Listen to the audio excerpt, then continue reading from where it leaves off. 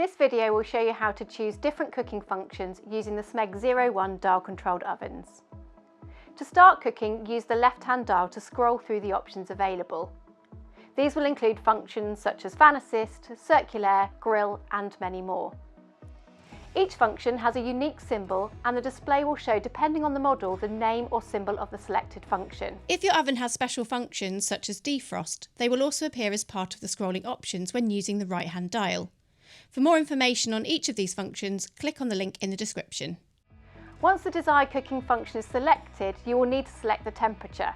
To do this, turn the right-hand dial. Once the function and temperature is set, the oven will begin to heat automatically.